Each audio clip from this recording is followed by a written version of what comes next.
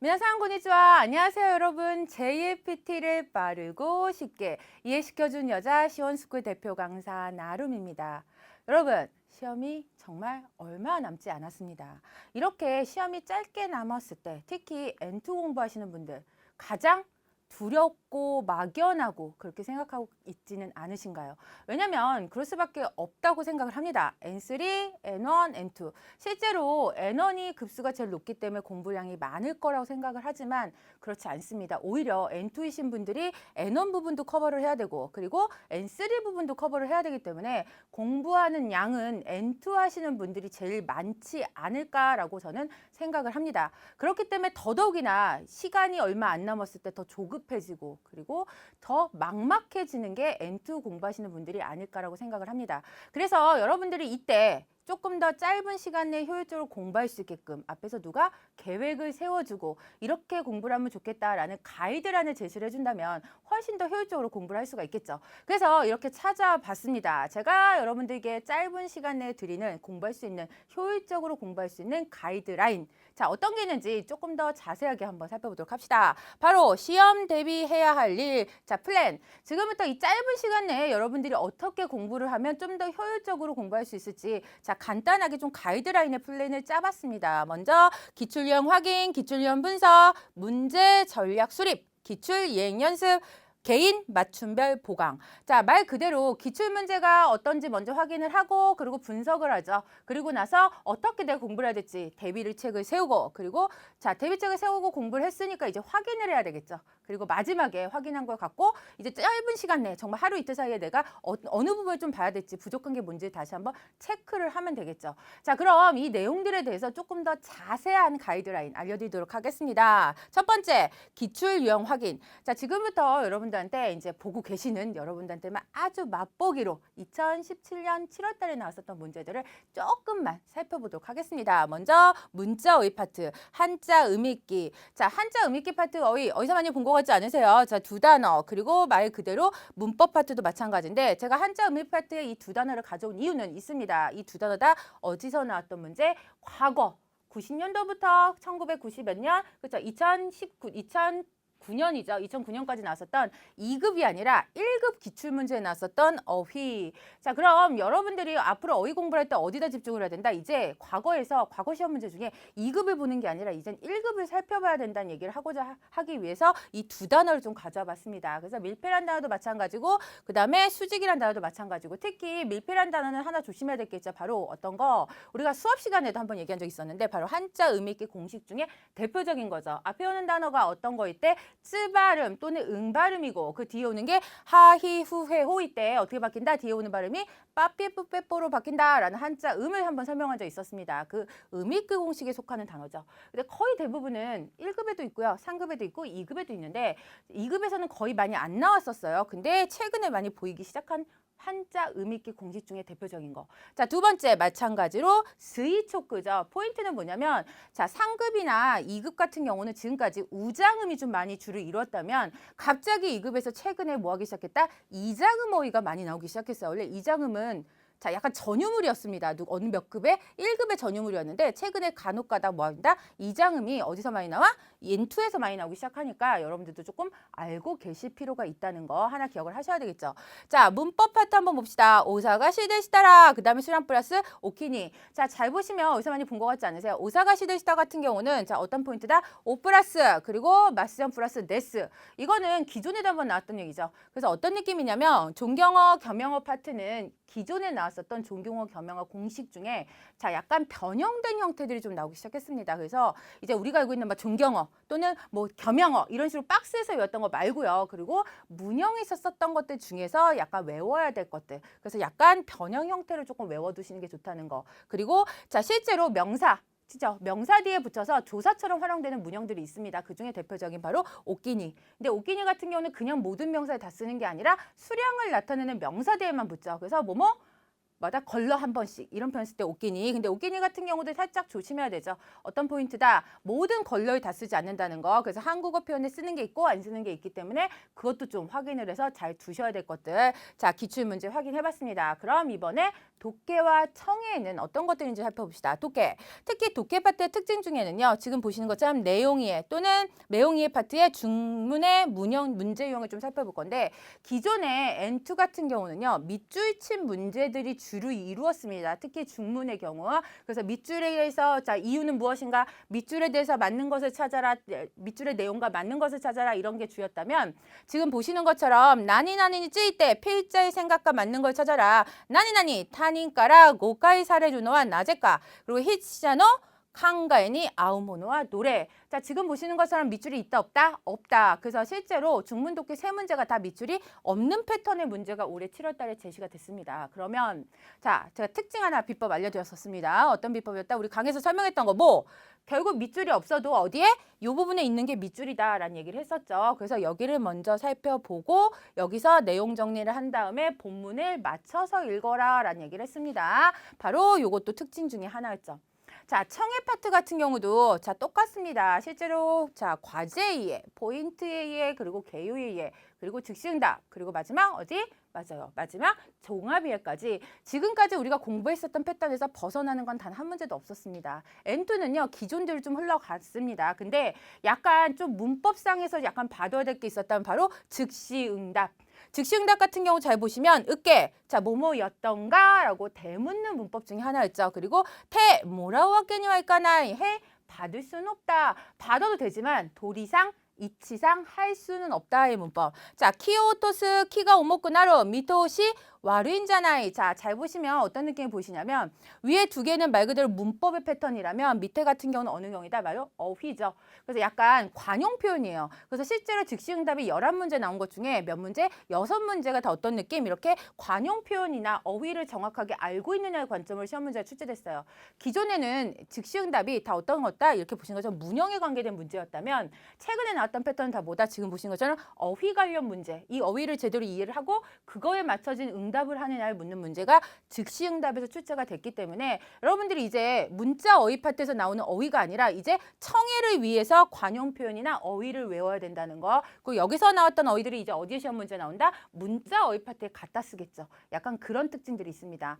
자, 그러면 이제 기출문제 몇 개만 좀 간단하게 살펴봤는데 이제 두 번째로 봤으니까 기출 유형 분석을 해야 되겠죠. 자, 지금부터 제가 좀 간단하게 다시 한번 설명을 좀 해드릴게요. 아까 말씀드렸지만 문자 어휘 파트 같은 경우는 자 어디서 많이 출제가 됐다? 말 그대로 어느 부분 특히 음익기 파트는 과거 1급 시험 문제에 나왔었던 한자 음읽기에서 좀 많이 갖다 썼어요. 제가 1급에서는 무슨 얘기를 했었냐면 1급은 그러면 1급에서 안 나오나요? 그게 아닙니다. 1급은 자 한자 표기 문제가 없기 때문에 과거 한자 표기 파트에 있는 어휘들이 한자 음익기 파트에 출제됐다면 2급 같은 경우는 과거 1급 파트에 있었던 한자 음익기 파트에서 어휘를 가져다 쓰고 있다는 얘기죠. 그럼 여러분들 약간 공부를 하실 때 아, 선생님 저 문제집을 막 잔뜩 써서 보고 단어를 외우기보다는 한번 이제 시간이 얼마 안 남았으니까 과거 기출문제 중에서 1급이죠.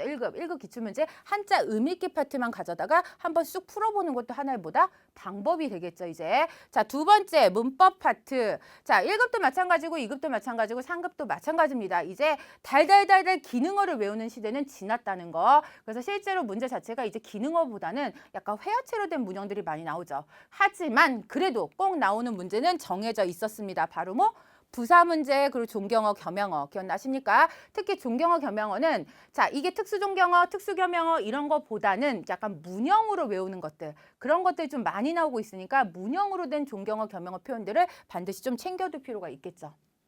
자, 독해 파트는 과거 표현하고 또는 기존의 문제에서 하나도 벗어나는 것이 없이 똑같았습니다. 그리고 우리 강의에서 이렇게 중문은 풀어야 된다, 단문은 풀어야 된다 이런 유형이 있다라고 설명했던 팁 에서 하나도 벗어나지 않았다는 거 기억하고 계셔야 되겠죠. 그러면 그거에 맞춰서 다시 한번 문제들을 체크를 해보는 게 되게 중요하겠죠.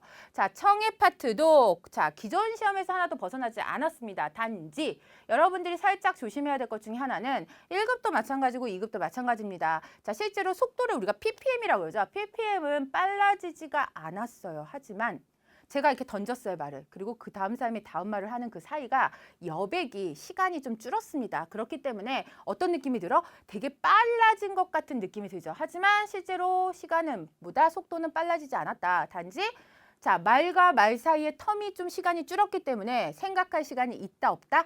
없다. 그러니까 너무 앞에 거 연연하지 말고 내가 풀답은 나대로 가야 된다라는 것만 정확하게 기억을 하고 계시면 되겠죠. 그리고 특히나 올해 시험 보셨던 분들 중에 청해 중에 종합이해가 너무 어렵다 하시는 분들 좀 많이 계셨습니다. 종합이해가 어려운 이유 중에 하나는 정말 문제 유형을 몰라서 못 푸는 것과 두 번째는 약간 이제 종합이해 풀 때쯤 되면 어떻게 돼요? 이제 마지막이니까 약간 이렇게 기운도 빠지고 집중도 안 되고 그래서 놓치는 문제들이 많을 수 있으니까 조금 마지막에 되니까 조금 더 다시 한번 길을 잡고 점수 배점이 높으니까 반드시 마지막 문제 잘 풀어야 되겠다라고 생각을 하고 계시면 되겠죠. 자, 이렇게 우리가 앞에서 기출 유형 살펴보고 유형 분석까지 했습니다. 이제 세 번째 우리가 해야 될 건 어떻게 문제를 풀어야 될지, 점수를 잘 맞을지 전략을 수립해야 되겠죠. 자, 먼저 나는 조금 점수가 나오는데 좀 더 고득점을 맞고 싶으신 분들. 자, 팁 알려드리도록 하겠습니다. 문자어휘 공부하시는 분들 특히 어디? 동해랑 동사랑 형용사에 집중을 하실 거. 그 이유는 명사 파트가 아까 말씀드렸죠. 너무 뭐하다? 많다. 그리고 자, 여기다가 하나만 적혀있지 않은 거 추가. 아까 말씀드렸던 거 어디? 바로 1급.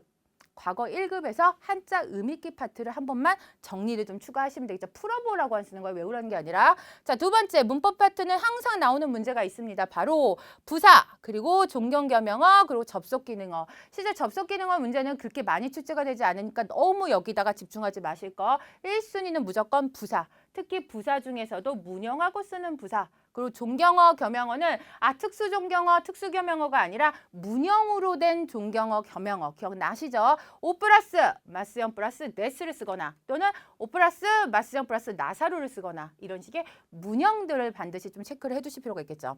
자, 독해, 지문, 그리고 청해에서 자주 사용되는 표현 및 어휘, 특히 청해는요. 자, 정말 팁 알려드릴게요, 여러분. 특히 청해는요. 과거라는 건 옛날 아니에요. 최근이죠. 2010년도부터 최근까지 나왔었던 스크립트를 반드시 확인하세요. 스크립트에서 나왔던 문법들이 그대로 계속 반복적이에요. 그렇기 때문에 어휘는 실제로 좀 다를 수도 있어요. 왜냐하면 스토리가 달라지면 당연히 어휘가 바뀌겠죠. 하지만 기본적인 문형, 기본적인 표현들은 바뀌지가 않습니다. 그렇기 때문에 항상 고기서고기. 그렇기 때문에 자주 나오는 표현이나 어휘들을 체크해 두면 뭐가 좋다? 답을 찾기가 되게 좋다. 그 독해 같은 경우는 너무 단어를 외우지 마세요. 독해는 어떤 게 표현하다? 맞아요. 지문을 많이 읽는 게 중요하다. 특히 고득점 맞고 싶은 분들, 제주에도 오프라인에서 문제집을 사서 들고 와서 또는 저한테 선생님 독해 문제집 좀 추천 좀 해주세요. 이런 분들 되게 많이 계세요. 여러분 저는 뭐가 아니다? 맞아요. 책을 판매하는 그런 사이트가 아니기 때문에 추천해 드릴 수 없습니다. 단지 어떤 게 되게 중요하다? 지문을 많이 읽어보고 많이 찾아보는 게 되게 중요하다. 여러분 글을 많이 읽는 사람은 당연히 뭐 할 수밖에 없다? 글 파악이 빨라질 수밖에 없습니다. 그러니까 많이 읽으세요. 많이 읽어보고 많이 파악하는 게 되게 중요하니까 문제 풀기보다 글 읽는 게 우선. 그래야 답을 찾을 수가 있다는 것도 기억하고 계셔야 되겠죠. 자, 문제풀이 비법 좀 알려드리도록 하겠습니다. 모든 급수가 다 똑같습니다. 시험을 볼 때 가장 좀 효과적으로 볼 수 있는 방법 중에 하나는 바로 형광펜. 특히 독해나 청해는요. 형광펜 좀 필요합니다. 특히 독해 푸시는 분들 지문이 길기 때문에 내가 어디를 봐야 될지가 명확하지 않을 때 자, 중요한 단어들을 체크를 해두시면 나중에 답을 찾을 때 다시 읽지 않아도 체크해놓은 단어들하고만 체크해서 확인을 하면 되겠죠. 청해 푸시는 때는 왜 형광펜이 필요하냐면 과제 이해, 포인트의 이해는 지문이 있습니다. 그렇죠? 선택지가 있기 때문에 선택지에서 중요한 단어들만 체크를 해서 들을 때 그 단어들만 확인해서 OX 문제를 체크를 하시면 훨씬 더 답 찾기가 쉬워지겠죠. 자, 문법 같은 경우는 반드시 어디부터 확인? 선택지 1순위. 자, 2순위는 바로 문장을 본다는 거. 한자 음읽기, 그다음 문맥 규정도 똑같습니다. 항상 한자를 쪼개서 오답을 소거해라. 그리고 자, 문맥 규정 문제는 선택지가 먼저, 그리고 문제가 나중. 항상 얘기하는 것 중에 하나죠. 그리고 문맥 규정 문제는 이렇게 가로가 있으면 어디만 잘 봐라? 앞, 뒤만 잘 봐라. 항상 얘기하는 거 기억을 하셔야 되겠죠. 뭐 그 밖에 더 디테일한 사항들은 저희가 강의에서도 한번 설명을 했으니까 반드시 강의 꼭 참조를 하시고 확인을 하시면, 그리고 강의 안 들으셨던 분들은 다시 한번 좀 체크를 해두시면 좋겠죠. 자, 갑시다. 이제 과락. 여러분 과락이란 단어 혹시 들어보셨나요? 자, 과목 탈락. 간혹가다 저한테 물어보시는 분들이 계세요. 과목 탈락이라는 게 자, 합격 점수가 돼도 한 과목이라도 요 점수가 안 되면 뭐한다? 탈락을 한다라는 점수 기준을 만들었죠. 왜냐하면 평균치를 맞추기 위해서. 그래서 과목 탈락이 바로 과목별 19점 미만이 탈락인데 여러분들 알고 계셔야 될 게 있어요. 언어 지식 19점, 그 다음에 뭐 문법 19점 미만 이게 아닙니다. 자, 말 그대로 문자어휘와 문법이 언어 지식으로 한 과목으로 묶여 있기 때문에 이 과목의 19점이라고 생각하시면 돼요. 그래서 과목의 19점이고 그러면 과목 탈락을 면하기 위해서 어느 부분에 좀 집중을 하면 좋은지 좀 살펴볼게요. 자, 실제로 보시는 것처럼 문자 어휘 파트는 특히 2급은 유의 표현 그리고 용법 문제에 주의하는데 1급은 유의 표현하고 용법 문제가 문제 수가 많아요. 그래서 집중을 하는 게 좋은데 N2 같은 경우는 유의 표현과 용법 문제가 쉬워요. 그렇기 때문에 여기서 점수를 따셔야 된다는 거죠. 약간 똑같이 중요하지만 배점이 좀 다릅니다. 중요도가. 그리고 이유가 좀 다릅니다. 그리고 특히 N2 하시는 분들 용법 파트가 되게 쉬워요. 대신에 N2 하시는 분들 용법에서 조심하셔야 될 건 한자 명사가 나왔을 때 그 명사가 정확한 뜻을 알고 계셔야 되죠. 예를 들면 배포라는 단어가 나왔어요. 그럼 그 배포가 정확하게 어떤 것을 나눠준다는 의미인지 그걸 알고 계셔야 된다는 거죠. 예를 들면 설립이란 단어가 나왔어요. 그럼 뭘 설립해요? 당연히 어떤 건물이나 이런 걸 설립할 수도 있지만 회사 설립이 주죠. 이런 식으로 약간 정확한 명사나 정확한 의미를 알고 있어야 된다는 걸 좀 기억을 하고 계셔야 됩니다. 자, 문법 파트는 항상 나오는 건 존경, 겸양, 부사. 자, 원래 초반에는요. 수동, 사역 수동 문제가 좀 나왔었어요. 근데 제가 1급에서도 그걸 좀 빼고 2급에서도 뺐습니다. 그 이유는 최근 2016년, 2017년에는 나오진 않았어요. 하지만 기존에 너무 많이 나왔었기 때문에 반드시 알고도 있어야 된다는 거. 하지만 중요한 과목 탈락을 면하기 위해서는 우선적으로 무조건 나오는 거 존경, 겸양과 부사는 무조건 외우셔야 됩니다. 그 두 번째로 배열 문제의 선택지 유형이라고 해놨는데 이건 뭐냐? 바로 자 우리가 배열 문제 갔을 때 1, 2, 3, 4 선택지에서 1순위를 먼저 붙이는 걸 붙여놓고 시작을 하죠. 그러기 위해서 1순위 찾는 그 순서입니다. 만약에 선택지 안에 기능어가 있을 때는 기능어를 먼저 붙여놓고 시작을 하시고요. 기능어가 없을 때는 부사. 특히 부사는 바로 문형하고 같이 쓰는 부사를 꼭 살피셔야 되고요. 그리고 마지막엔 의미.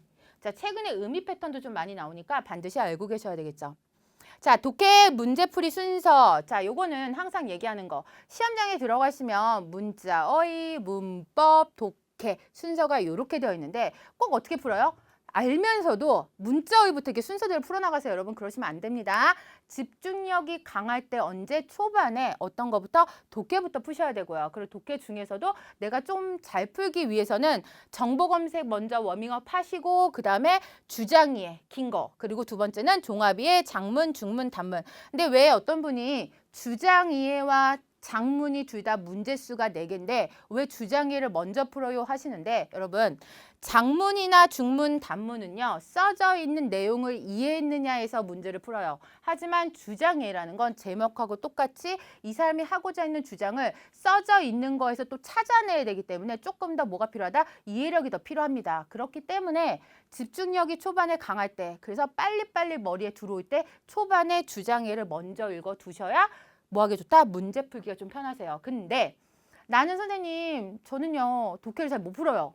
정말 과목 탈락이라도 면했으면 좋겠어요. 그러면 우선 짧고 점수가 잘 나오는 파트 그리고 점수 따기가 좋은 파트부터 먼저 풀어둬야 되겠죠. 과목 탈락은 면해야 되기 때문에 그런 분들은 순서를 바꾸셔야 돼요. 어떻게? 단문 독해가 조금 1급은 점수 따기가 좋습니다. 그리고 배점도 높아요. 지문 하나당 문제 하나이기 때문에 그리고 정보 검색은 훨씬 점수 따기가 쉽겠죠. 그리고 중문, 장문, 주장이해, 종합이해. 선생님 종합이해가 전 잘 풀어요. 하시는 분들은 종합이해를 앞으로 갖다 놓으시면 되는데 제가 종합이해를 제일 마지막에 갖다 놓은 거는 실제로 독해를 잘 못하시는 분들은 종합이해 자체를 잘 못하세요. 종합이해가 되게 쉽고 간편한 건데도 불구하고 종합이해를 못하시는 분들이 유독히 많습니다. 그렇기 때문에 종합이해를 제일 마지막에 요거는 제가 오프라인에서 학생들을 가르쳐 보면서 자 어떻게 푸는 게 가장 효율적이고 어떻게 푸는 게 이 학생한테 잘 맞단다는 걸 방법을 해서 제시를 해드리는 거니까 꼭 이렇게 풀어야 된다 이건 아닙니다. 여러분들한테 하나의 가이드라인을 제시하는 거니까 방법을 좀 알고 계시면 좋겠죠. 자, 청해 같은 경우도 마찬가지로 청해는 내가 먼저 풀고 나중에 풀 수는 없어요. 하지만 조금 집중을 해서 풀 수는 있습니다. 그래서 특히 청해 푸실 때 실제로 여러분들 되게 지쳐있을 시간이거든요. 그렇기 때문에 오히려 이 과목 풀 때는 조금 더 집중을 해라 라는 걸 기억을 하시면 좋겠죠. 바로 내용이해, 그리고 즉시응답, 포인트 A에, 개요의 종합이해.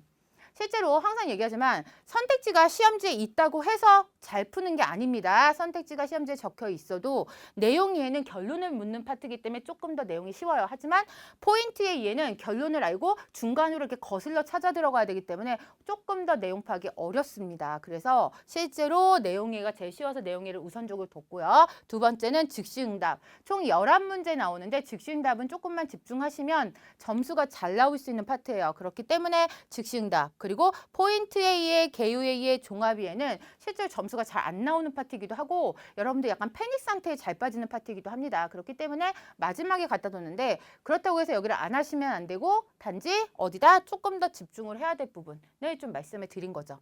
자, 이제 제가 좀 정리를 해봤으니까 이번에는 뭐 해야 된다? 이제 기출 예행 연습. 아마 모의고사를 다 한 번쯤은 푸실 거예요. 그리고 이제 모의고사 푸는 연습을 좀 하실 텐데 모의고사 푸실 때 항상 기억해야 될 단 한 가지 바로 순서. 기억을 하셔야 됩니다. 독해 1순위, 두 번째 문자어휘, 문법. 그리고 시작하기 전에 반드시 시간 배분을 하고 시작을 하셔야 돼요. 그래서 만약에 우리가 1시 30분에 시작한다. 그러면 1시 30분부터 60분 재서 몇 시까지 독해를 풀어야지. 그리고 60분에서 또 몇 시까지 문자어휘를 풀어야지. 그리고 몇 시까지 해놔야지. 그래서 리밋을 정해놓고 시작하지 않으시면 나도 모르게 뭐야 시계를 보면서 계속 거꾸로 몇 분 남았는지 이렇게 계산을 하고 계시거든요. 그걸 하지 않기 위해서 반드시 리밋을 적어놓고 시작해야 된다는 거. 그리고 여기 있는 시간 배분은요. 평균적인 시간 배분을 알려드리는 거지. 나는 문자어휘를 좀 잘 풀어. 그러면 문자어휘 시간을 좀 줄이시면 되고요. 그리고 나는 독해를 좀 빨리 풀고 문자어휘랑 문법이 좀 어려우면 독해를 조금 시간을 줄이시고 문자어휘하고 문법의 시간을 좀 더 투자를 하시면 돼요. 그래서 이건 평균적인 시간. 그리고 여기 있는 3분, 6분, 9분, 6분, 4분은요. 자, 한 문제당이에요. 그래서 우리가 단문 같은 경우는 총 5문제를 풀죠. 그래서 한 지문당 3분. 그 중문은 문제수가 3개짜리를 3개 풉니다. 지문 하나당 6분. 그래서 총 하면 18분. 이런 식으로 정해놓은 거니까 한번 확인을 좀 하시고요. 시간이 조금 남으실 거예요. 실제보다는. 그거 이유는 좀 여유롭게 잡아놓은 평균 시간이에요. 넘기는 시간, 마킹하는 시간까지. 그리고 청해는 항상 처음부터 끝까지 풀타임으로 연습을 꼭 하셔야 되고요. 그 청해에서 내가 마킹할 시간이 없기 때문에 중간에 어디서 마킹을 해야지라는 걸 머릿속에 꼭 타이밍을 머릿속에 갖고 계셔야 되겠죠. 자, 이제 개인 맞춤별 보강 모의고사도 끝났습니다. 그 모의고사 끝났으니까 내가 어디가 부족한지가 좀 나왔죠. 문자어휘를 못한다든지 문법을 못한다든지 독해를 못한다든지. 자, 미리 한 가지만 좀 말씀드릴게요, 여러분. 특히 엔투하시는 분들 모의고사 푸시고 나서 좌절하시는 분들이 되게 많으세요. 아, 선생님 저 이렇게 떨어질 것 같아요. 여러분 그게 아닙니다. 모의고사는 어디까지나 뭐 하기 위해서 점수나 합격했냐를 보기 위해서 모의고사 치는 게 아니라 내가 그 시간 안에 그 문제를 다 풀었는지 그리고 시간 배분을 어떻게 할지 자 또는 OMR 카드 마킹은 이렇게 해야 되는지라는 이미지 트레이닝을 위한 거지 그리고 나한테 부족한 게 요게 좀 부족하구나라는 걸 알기 위해서 하는 거지 점수에 너무 연연하기 위해서 모의고사 치는 게 아니에요, 여러분. 그렇기 때문에 모의고사 치셨을 때 너무 점수에 연연하지 마실 거. 그거는 실제 기출문제가 아니고 그것으로 우리 합격 여부가 판단되는 것도 아니라는 걸 반드시 기억을 하셔야 되겠죠. 자, 그러면 우리가 모의고사를 치고 나서 그거에 대해서 어떻게 연습을 해야 될지 당연히 부족한 부분을 채워야 되겠죠. 그러기 위해서 조금 각 과목별 대비 계획 수립을 좀 알려드릴게요. 문자어휘 같은 경우는 요걸 다 해야 된다는 것보다는 순서를 좀 알려드린 거예요. 우선순위. 자, 부사, 외래어, 동사, 형용사, 명사. 그리고 여기 명사에 아까 제가 하나 더 팁 알려드렸죠. 뭐? 바로 1급 기출문제 한번 살펴본다. 한자 의미있기 파트만. 자, 문법은요. 문법형 부사. 그 문법형 부사라는 건 항상 문법하고 같이 쓰는 부사들이 있어요. 그리고 존경, 겸용, 그리고 기본 기능어. 왜냐면 항상 부사 문제와 존경, 겸용어는 무조건적으로 나오고 또 문법하고 쓰는 부사는 그렇게 많지 않습니다. 그러니까 딱 외워야 될 것만 외워두면 웬만한 거 커버가 가능하다는 거죠. 자, 독해는 너무 문제집을 사서 풀지 마실 거. 그냥 지문을 많이 읽어보라고 말씀드렸죠. 그리고 앞에서도 말씀해 드렸습니다. 어디? 그냥 과거 2급 기출 가서 문제 빼고 지문만. 문제가 바뀌었어도 문제 유형이 바뀌었어도 지문 가져오는 기본 트랜스는 같다. 그렇기 때문에 문제는 보지 마시고 지문만 가져다가 많이 읽어보면 나중에 시험장에 들어갔을 때 항상 읽었던 문장하고 비슷한 느낌이 좀 오겠죠. 근데 시중에 있는 문제집들은 저도 책을 써봐서 알지만 약간 이렇게 쓰시는 분들에 따라서 뭐의 개성이 좀 달라요. 문제에 대해서. 그렇기 때문에 지문은 기존에 있었던 기출문제를 많이 보시는 게 좋습니다. 되게 중요하니까 그거 반드시 기억을 하시고 말 그대로 기출 유형 음성 파일도 마찬가지로 자주 들어보는 게 되게 중요하다는 거죠. 자, 이제 시험이 얼마 남지 않아서 가장 두려웠을 때 조금이나마 여러분들한테 가이드라인을 제시해드리고 거기에 빛을 밝혀주면 좋겠다라는 생각에서 이렇게 여러 가지 플랜을 좀 가져와 봤습니다. 자, 가장 여러분들이 필요한 이 시기에 그리고 이 짧은 시간 안에 가장 효과를 낼 수 있게끔 가장 알맞은 효과를 낼 수 있게끔 자, 시원스쿠가 그리고 이 나름의 쌤이 여러분들과 곁에서 함께 하겠습니다. 대한민국사 자, 사요나라.